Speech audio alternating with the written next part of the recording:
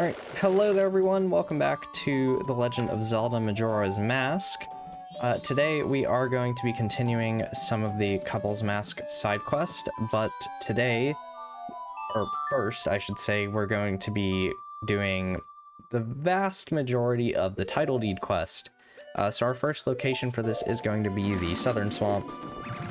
This is going to net us pieces of heart number 36 and 37. I have them written as 38 and 39 because I kind of messed up with Anju's grandmother, but I don't think there's any overnight things to do in night 2, so we'll be able to do it then. Hopefully this part doesn't end up super long for that, but it's fine if it does. So this guy wants to move to a livelier place, such as Clock Town, so go on ahead and give him the Clock Town title deed,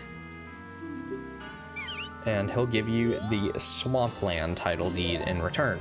Now, the main reward for getting all these title deeds is going to be a piece of heart.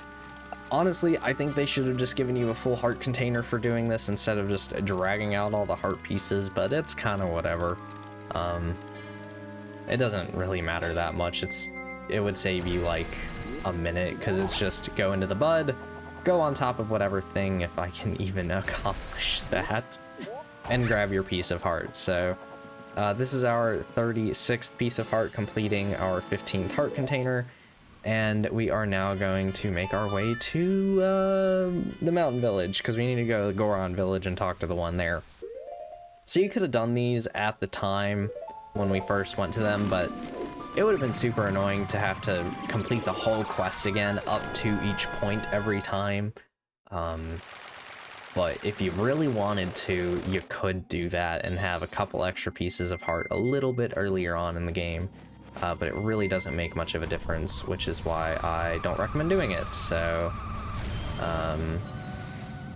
yeah, we're just gonna do them all now, because I said last time we have until 3 o'clock pretty much to do whatever we desire. So, oh wow, I actually broke this guy out. I also just learned, by the way, that he can spawn in different parts of the lake. I did not know that until I was playing the game by myself the other day, which is crazy to me. But yeah, he can just be at random parts on the lake. So we'll go ahead and just talk to this guy. Give him, oh right, talk to him first. Speak. And he wants to move elsewhere. I think if you talk to him again. Yeah. Okay, fine, buddy. Well, actually, no. Okay, so what you need to do is actually be the race from the previous area. That's right. So we talk to him again as a Deku. Who'd have thought I'd meet a fellow Deku in a place like this? I sell bomb bags, but I'm focusing my marketing efforts on Gorons. What I'd really like to do is go back home and do business where I'm surrounded by trees and grass. So, here you go. Here's the title deed. So, the one in Zora's domain, or the Zora Hall, I'm pretty sure we need to be a Goron for. I don't think we need to be a Zora for the last one. I'm not sure. We're gonna do all but the last one right now, because the last one's actually in Ikana. But we're gonna have to go there as part of the Couple's Mask quest at the very end of it, which is why I'm just gonna do it then. So, yeah. By the way, I wanted to clarify, this is a side event that doesn't have anything to do with the Couple's Mask quest. So now that we have that heart piece and the mountain title deed, we can go to Zora Cape. And talk to the guy that's just chilling in Lulu's room for some reason. Yeah, it's kind of weird, but that's what we're doing. So let's go on ahead and become a Zora to do that. And I believe Lulu's room is the one, oh yeah, it's the one with the guy that's just like crouched in front of the door, also being really weird. And it has a star on it. But it has this guy, and yeah, go away. I'm pretty sure we talked to this guy when we came through this area. But there's your heart piece, and there is the Deku Scrub just chilling out here. Thanks for stopping by up here from the mountains. I'm selling green potions, but I'm focusing my marketing efforts on Zoras. Actually, I'd like to do business someplace where it's cooler and the air is clean, but to open a business another place, you need to go through the proper channels first. Do you know what I mean? I do know what you mean. Here you go, buddy. Ah, that's a mountain title deed. Thank you. I'll give you this land in exchange. There we go. Ocean title deed. We'll put this to use in the next part. But for now, we'll just grab our heart piece and we are done with this for the time being, so yay. That didn't take too long. Yeah, it's honestly not a very long quest. It's just kind of odd. But there is piece of heart number 38. And with that, we are going to be going back to Clocktown and waiting until 3 p.m. So I'm just gonna skip to then. Be right back. Alright, we're kind of coming up on the event here. I can hear the postman coming in here. So what will happen is at 3:10, the postman will ring this bell and we will be able to witness a little interaction. Let me get back to where I am on my list over here. Yeah, so once you see the postman walk up to Cafe and they're kind of exchanging right there, go over, head inside, and there you go. You have until 3:50 to do this pretty much, and right after Cafe will actually come in here. So this is his little hideout, and I don't think we can climb on top of this, even though, oh, you can indeed. We'll get some context to that later. Yeah, this is probably one of the harder parts of the quest to figure out. I remember it giving me a lot of trouble, but at about 4:10 we'll be able to talk to Cafe himself. Well, or this mysterious guy who might not be Cafe. Green hat, green clothes. Anju wrote about you in her letter. Seems you are looking for Cafe. Can you keep a secret? Anju trusted you. I shall also trust you. I am Cafe. Oh, shocker. The Cafe we're looking for is an adult. When I look at you, I just see a child. I was turned into this by a strange imp wearing a mask, but I'm not hiding because I look this way. When I was turned into this, I went to see the Great Fairy in the shrine near the North Gate, but on the way, my precious mask, a wedding ceremony mask, was stolen from me by some prancing man with a grinning face. Sakon. That's super important. Also, why were you just wandering around with that? That's beside the point. Well, you're just careless. You're like my partner. Really kind of roast me, too. For my wedding ceremony, I was quite happy. I was targeted because of what I had been turned into. Oh my, I pity you. I know Anju is worried, but I can't go out yet. I made a promise to her that I would bring the wedding mask and greet her. This pendant, give it to Anju. There we go, the pendant of memories. Though you may not understand these grown-up matters, you should probably take the pendant to Anju anyway. Keep what we just talked about a secret from everyone. It's a secret from everyone. And there is Cafe added to the Bomber's Notebook, which is getting filled out very nicely at this point. Not too many entries left. I think only maybe 3. This is the one thing I honestly have not been keeping the best track of. Only one more entry, and I think I know who it is, so we're gonna have the Bomber's Notebook pretty much complete pretty soon. So at this point, it's about right now is when we need to go give the pendant to Anju. So we're gonna go on ahead and do that, and we are pretty much good until the evening, which I'm going to be foregoing an optional event for the sake of getting the heart pieces with the all-night mask. But go on ahead and talk to Anju. Did you meet him? Ah, it's from Cafe. Thank you very much. Face looks so happy this was added to your notebook. I've decided to wait for him. I've made my promise. I'm fine with this. I believe him. So, I am planning on doing a bit of a bonus video where I show some of the interactions that we're not going to be getting to see in this version of the quest. that we're doing. And we're gonna have to get an extra item anyway. If you do not give the pendant to Anju, she will flee Clocktown on the final day. Even if you've done everything up to this point, despite, you know, talking to her and her searching for Kafei, not giving her this pendant will have her flee Clocktown. This is super duper important to do if you want to get the couple's mask. But it does lead to some unique interactions otherwise. But with that done, we are going to go straight to Anju's grandmother's room to try and see if we can't get some stories read to us once nighttime hits. Oh, wow, she'll let us do it. All right.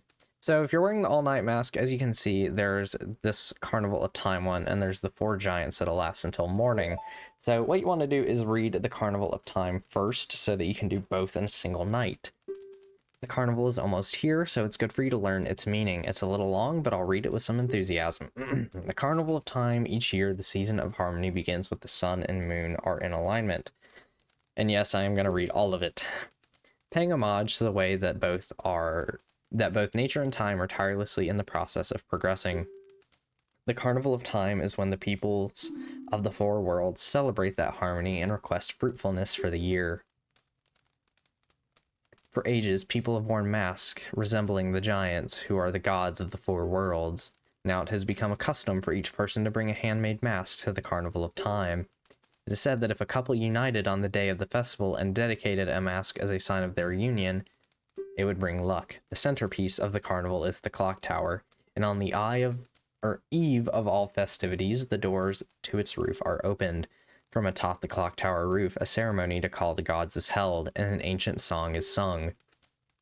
All of these festivities for the Carnival of Time are held so that we may ask the gods for a rich harvest in the year to come.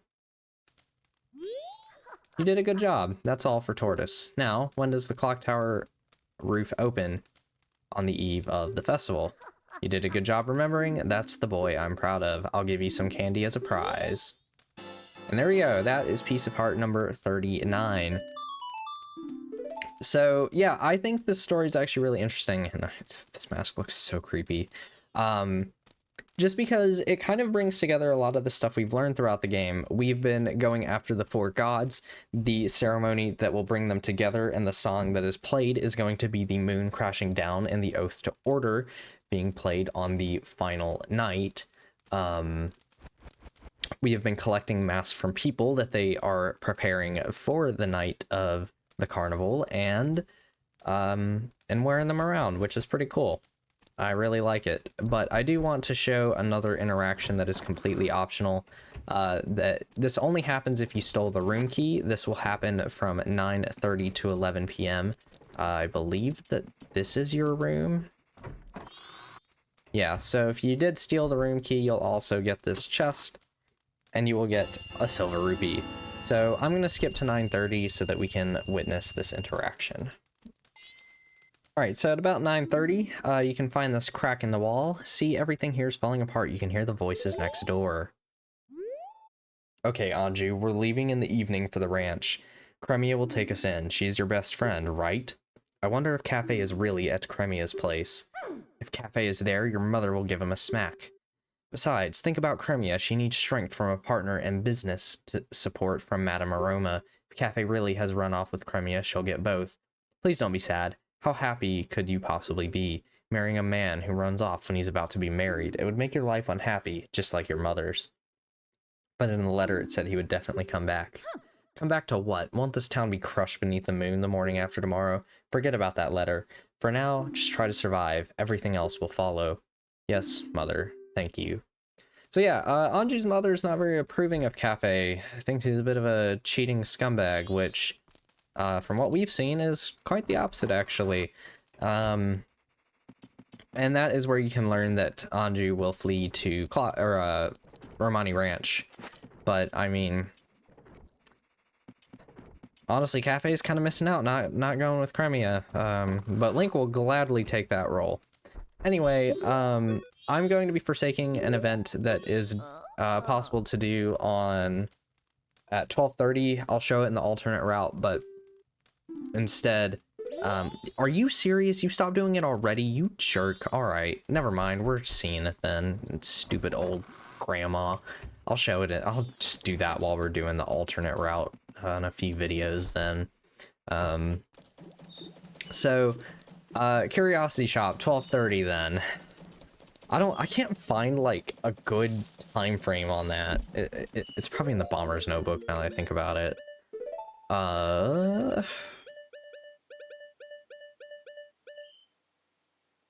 It says until midnight. Or wait, no, 18. Yeah, that's technically midnight, is it not? Yeah. No, that's 6, so midnight. Yeah, okay, I see now. Man, all right. Anyway, Curiosity Shop, 12:30. I'll be right back. So a little after midnight, you can find Sakon just wandering around with his stolen bomb bag here. So we are going to... This is why you can't save her, by the way, because you need this conversation to happen. You don't have to witness this conversation yourself because Kafei is listening in on it from somewhere back there. I think over there. But once he approaches, we can go on ahead and listen in. 100. Don't be such a rupee pincher, you miser. 200. Well, why don't I just offer you even less? And you know, this is the bomb shops. How about if I tell them all about you? Alright, fine, I'll take it, but you're guilty too. Don't be a fool. A seller of stolen goods is just a middleman who's trying to provide his customers with good product. I think you're a bit wrong on that one, buddy, but alright. Look, I know nothing. If it comes to me, I buy it. I'm a charitable organization that helps people in need. I understand, then the total is? It's 50 now, so there you go. What? You said 100. Oh, so you don't want me to take it off. Wait, it's a deal, it's a deal. This Curiosity Shop guy's taking advantage of me. I just want my fair share. Yeah, so, cool little interaction. That is how Kafei is going to be finding Sakon's hideout that we're going to be going to next time. Because we have actually completed everything on day 2. Day 3 is going to have the most stuff going on. However, there's not going to be anything to do on day 3 until noon, so we're just going to skip to day 3 for now and let that play out. But yeah, so the first thing to do is going to be at noon on day 3. Yeah, because we're going to go back to cafes at the laundry pool at noon, and we'll be able to get another mask. So we'll head over there, but I'm going to wait off camera, and we'll actually pick up from here in the next video. So, I'll end this here, and see you guys next time. Bye-bye!